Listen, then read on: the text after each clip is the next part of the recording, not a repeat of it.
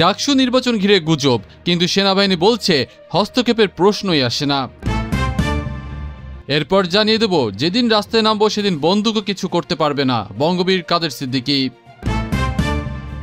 আরও জানিয়ে দেব, গণতন্ত্র ছাড়া বিএনপির আন্দোলন থামবে না, তারেক রহমান। এরপর থাকছে দুর্গাপূজায় ভারতে যাবে 1200 টন ইলিশ। জানিয়ে দেব, ডাকসু নির্বাচন ঘিরে ক্যাম্পাসে নিরাপত্তার চাদর। সর্বশেষ জানিয়ে দেব, বিক্ষোভে অচল নেপাল, হোটেলে আটকা জামালরা। ডাকসু নির্বাচন ঘিরে গুজব, কিন্তু সেনাবাহিনী বলছে হস্তক্ষেপের প্রশ্নই আসে না। আগামীকাল মঙ্গলবার অনুষ্ঠিত হতে যাচ্ছে ঢাকা বিশ্ববিদ্যালয় কেন্দ্রীয় ছাত্র সংসদ ডাকসু নির্বাচন। এ নিয়ে নানা আলোচনা সমালোচনা সামাজিক যোগাযোগ মাধ্যমে ছড়াচ্ছে গুজব। বিশেষ করে সেনাবাহিনীর ভূমিকা নিয়ে কিছু বিভ্রান্তি তৈরি হয়। তবে সোমবার সেনাবাহিনী ভেরিফাইড ফেসবুক পেজ থেকে স্পষ্ট করে বলা হয়েছে, ডাকসু বা অন্য কোনো বিশ্ববিদ্যালয় ছাত্র সংসদ নির্বাচনে সেনাবাহিনীর কোনো সংশ্লিষ্টতা নেই। সেনাবাহিনী এটিকে বিভ্রান্তিকর অপপ্রচার বলে আখ্যা দিয়েছে এবং জানিয়েছে এর মাধ্যমে নির্বাচনী পরিবেশ অস্থিতিশীল করার চেষ্টা চালানো হচ্ছে। শুধু তাই নয়, সেনাবাহিনী আশা করছে দীর্ঘদিন পর অনুষ্ঠিত এই নির্বাচন যেন হয় শান্তিপূর্ণ, সুশৃঙ্খল এবং সুষ্ঠু।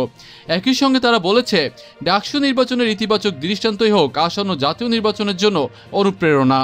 উল্লেখ্য, আগামীকাল ডাকসুর ভোট গ্রহণ, আর 11 সেপ্টেম্বর জাহাঙ্গীরনগর বিশ্ববিদ্যালয়ের ডাকসু নির্বাচন এবং 25 সেপ্টেম্বর রাজশাহী বিশ্ববিদ্যালয়ের ডাকসু নির্বাচন অনুষ্ঠিত হবে। সেনাবাহিনীর ভাষায় ডাকসু নির্বাচন হবে শিক্ষার্থীদের গণতন্ত্রের আর ভবিষ্যতের উৎসব, হস্তক্ষেপের প্রশ্নই আসে না। যেদিন রাস্তায় নামবো সেদিন বন্দুকও কিছু করতে পারবে না, বঙ্গবীর কাদের সিদ্দিকী। যেদিন রাস্তায় নামবো সেদিন বন্দুকও কিছু করতে পারবে না, বঙ্গবীর কাদের সিদ্দিকীর এই ঘোষণা এখন টক অব দ্য টাউন। সোমবার বিকেলে টাঙ্গাইল শহরের কবি নজরুল সরণিতে নিজের বাসভবনের সামনে এক প্রতিবাদ সমাবেশে একথা বলেন কৃষক শ্রমিক জনতা লীগের সভাপতি কাদের সিদ্দিকী বীর উত্তম।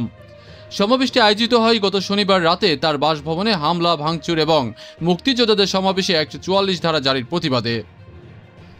উল্লেখ্য, মুক্তিযুদ্ধকালীন কাদেরিয়া বাহিনীর মুক্তিযোদ্ধারা রোববার একটি সমাবেশ ডাকলেও একই সময় ছাত্র সমাজের ব্যানারে আরেকটি সমাবেশ ঘোষণা করা হয়। শেষ পর্যন্ত প্রশাসন 144 ধারা জারি করে মুক্তিযোদ্ধাদের অনুষ্ঠান বন্ধ করে দেয়। কাদের সিদ্দিকী সমাবেশে বলেন, আমি অবাক হয়েছি, মুক্তিযোদ্ধাদের একটি সমাবেশও 144 ধারার মাধ্যমে বন্ধ করা হলো। এটি খুবই ন্যাক্কারজনক। তিনি আরও সতর্ক করে বলেন, সামনে কঠিন সংগ্রাম আসছে। তার ভাষায়, শক্তির চেয়ে বড় কিছু নেই, তবে সেই শক্তি হতে হবে নিয়ন্ত্রিত। অনিশ্চিত শক্তির কোনো মূল্য নেই। ভবিষ্যতে কর্মসূচি দেব, দৌড় আসবে। কাদের সিদ্দিকীর কণ্ঠে ছিল প্রতিবাদী সুর। আজ পুলিশ বাইরে লাঠি নিয়ে দাঁড়িয়ে আছে, কিন্তু যেদিন রাস্তায় নামবো সেদিন লাঠি নয়, বন্দুকও কিছু করতে পারবে না। সমাবেশে তিনি আবারও বঙ্গবন্ধুর আদর্শের প্রতি শ্রদ্ধা জানিয়ে বলেন, যতদিন বাংলাদেশ থাকবে জয় বাংলা থাকবে, বঙ্গবন্ধু শেখ মুজিব থাকবেন। একই সঙ্গে তিনি সতর্ক করে বলেন, যারা হঠকারিতা করছেন তারা শেখ মুজিব আর শেখ হাসিনাকে একসাথে মেলাবেন না। প্রতিবাদ সমাবেশ ঘিরে এলাকায় ছিল টান টান উত্তেজনা। দুপুর থেকে পুলিশ কাদের সিদ্দিকীর বাসার সামনে অবস্থান নেয় এবং সমাবেশ স্থল ঘিরে রাখে। গণতন্ত্র ছাড়া বিএনপির আন্দোলন থামবে না, তারেক রহমান। গণতন্ত্র পুনরুদ্ধারে প্রত্যেকটি নেতাকর্মী অতন্দ্র প্রহরীর মতো কাজ করবে। বিএনপির ভারপ্রাপ্ত চেয়ারম্যান তারেক রহমানের এই অঙ্গীকার এখন রাজনৈতিক অঙ্গনে আলোচিত। সোমবার 8 সেপ্টেম্বর ভার্চুয়ালি এক সভায় যুক্ত হয়ে তারেক রহমান বলেন, যে কোনো মূল্যে যতক্ষণ পর্যন্ত বাংলাদেশ গণতন্ত্রের পথে ফিরে না আসবে ততক্ষণ বিএনপি, শহীদ জিয়া ও খালেদা জিয়ার প্রত্যেকটি নেতাকর্মী সতর্ক প্রহরীর মতো কাজ করে যাবে। তিনি সতর্ক করে দেন, জনগণকে বাইরে রেখে যদি কেবল রাজনৈতিক দলগুলো নিজেরাই সিদ্ধান্ত নেই তবে অনাকাঙ্ক্ষিত পরিস্থিতি তৈরি হতে পারে, এমনকি স্বৈরাচারও ফিরে আসতে পারে। তার ভাষায়, গণতন্ত্রের প্রতি যে কোনো হুমকি আমরা মোকাবেলা করব, তবে জনগণের শান্তি শৃঙ্খলা বিনষ্ট হয় এমন কোনো পথ আমরা অনুসরণ করব না। তারেক রহমান দাবি করেন, জনগণই বিএনপির রাজনৈতিক শক্তির উৎস। নির্বাচনী প্রক্রিয়ার মধ্য দিয়ে দলকে নতুনভাবে শক্তিশালী করার উদ্যোগ নেওয়া হচ্ছে। তিনি আরও বলেন, গণতান্ত্রিক অধিকার পুনঃপ্রতিষ্ঠা না হওয়া পর্যন্ত বিএনপির আন্দোলন থেমে থাকবে না। ভার্চুয়াল বক্তব্যে তিনি বর্তমান সরকারকে অভিযুক্ত করে বলেন, তারা মানুষের ভোটাধিকার ও বাকস্বাধীনতা ধ্বংস করেছে। প্রায় 3 কোটির বেশি নতুন ভোটার ভোট দেওয়ার সুযোগ পায়নি বলেও অভিযোগ করেন তিনি। সংস্কার প্রক্রিয়া নিয়েও বক্তব্য দেন তারেক রহমান। তিনি জানান, বিভিন্ন রাজনৈতিক দল তাদের মতামত দিয়েছে। কিছু বিষয় সবার মধ্যে ঐকমত্য থাকলেও কিছু বিষয়ে মতভিন্নতা রয়ে গেছে। এই প্রসঙ্গে তিনি আহ্বান জানান, যেসব বিষয়ে ঐকমত্যে পৌঁছানো সম্ভব হয়নি তা জনগণের হাতে ছেড়ে দিতে হবে। দুর্গাপূজায় ভারতে যাবে 1200 টন ইলিশ। আসন্ন দুর্গাপূজা উপলক্ষে ভারতে যাচ্ছে বাংলাদেশের ইলিশ। বাণিজ্য মন্ত্রণালয় নীতিগতভাবে সিদ্ধান্ত নিয়েছে এবার ভারতে রপ্তানি হবে 1200 মেট্রিক টন ইলিশ মাছ। সোমবার 8 সেপ্টেম্বর বাণিজ্য মন্ত্রণালয়ের রপ্তানি 2 শাখার উপসচিব SHM মাকফুরুল হাসান আব্বাসী স্বাক্ষরিত বিজ্ঞপ্তিতে বিষয়টি জানানো হয়। বিজ্ঞপ্তিতে বলা হয়েছে প্রতি কেজি ইলিশের ন্যূনতম রপ্তানি মূল্য নির্ধারণ করা হয়েছে 12.5 মার্কিন ডলার, যা বাংলাদেশি মুদ্রায় প্রায় 1521 টাকা। এবারও রপ্তানিকারকদের জন্য কঠোর শর্ত দিয়েছে সরকার। আগামী 11 সেপ্টেম্বর বিকেল 5টার মধ্যে অফিস চলাকালীন সময় আবেদন করতে হবে। সঙ্গে জমা দিতে হবে হালনাগাদ ট্রেড লাইসেন্স, ERC, আয়কর ও ভ্যাট সার্টিফিকেট, মৎস্য অধিদপ্তরের লাইসেন্স এবং বিক্রয় চুক্তিপত্র সহ প্রয়োজনীয় দলিলপত্র। যারা আগেই আহ্বান ছেড়ে আবেদন করেছেন তাদেরকে নতুন করে আবেদন দাখিল করতে হবে। প্রসঙ্গত, গত বছর দুর্গাপূজার আগে ভারতকে 3000 মেট্রিক টন ইলিশ রপ্তানির অনুমোদন দিয়েছিল সরকার, তবে পরে সেটি কমিয়ে 2420 টন করা হয়। বাংলাদেশের জাতীয় মাছ ইলিশ শুধু দেশেই নয়, প্রতিবেশী ভারতেও ব্যাপক জনপ্রিয়। বিশেষ করে দুর্গাপূজা উপলক্ষে পশ্চিমবঙ্গ সহ ভারতের বিভিন্ন অঞ্চলে ইলিশের চাহিদা বেড়ে যায়। সে কারণে প্রতি বছরই সীমিত পরিমাণ ইলিশ রপ্তানির অনুমতি দেয় সরকার। ডাকসু নির্বাচন ঘিরে ক্যাম্পাসে নিরাপত্তার চাদর। আগামীকাল ঢাকার রাজনীতিতে এক ঐতিহাসিক দিন।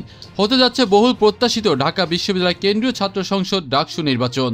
এই নির্বাচন ঘিরে ক্যাম্পাস জুড়ে নেওয়া হয়েছে সর্বোচ্চ নিরাপত্তা ব্যবস্থা। সোমবার বিকেলে টিএসসিতে সাংবাদিকদের ব্রিফ করেন Dhaka metropolitan police DMP commissioner Sheikh Mohammad Sajjad Ali. তিনি বলেন, ক্যাম্পাস এখন নিরাপত্তার চাদরে ঢাকা। শান্তিপূর্ণভাবে নির্বাচন সম্পন্ন করতে প্রয়োজনীয় সব ব্যবস্থা নেওয়া হয়েছে। নিরাপত্তার এই অংশ হিসেবে ক্যাম্পাসে মোতায়েন থাকছে 2096 জন পুলিশ সদস্য। প্রয়োজনে এই সংখ্যা আরও বাড়ানো হবে বলেও জানান তিনি। এছাড়াও র্যাব ও বিজিবি সদস্যরা দায়িত্ব পালন করবেন নির্বাচনী এলাকায়। ডিএমপি কমিশনার স্পষ্ট করে দেন, কেউ যদি ক্যাম্পাসে বিশৃঙ্খলা করার চেষ্টা করে তাকে তাৎক্ষণিক পুলিশে সোপর্দ করতে হবে। ক্যাম্পাসে অবাঞ্ছিত ব্যক্তির প্রবেশ কঠোরভাবে নিয়ন্ত্রণ করা হবে। ভুয়া আইডি কার্ড তৈরির বিরুদ্ধে বিশেষ নজরদারি চালানো হচ্ছে। পাশাপাশি সাইবার বুলিং ঠেকাতেও কাজ করছে আইন শৃঙ্খলা বাহিনী।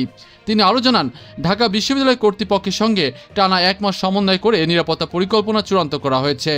শেষে ডিএমপি কমিশনার সাজ্জাদ আলী বলেন, শান্তিপূর্ণভাবে নিরাপত্তার মধ্যে থেকেই নির্বাচন অনুষ্ঠিত হবে। কোনো ধরনের ঝামেলার আশঙ্কা নেই।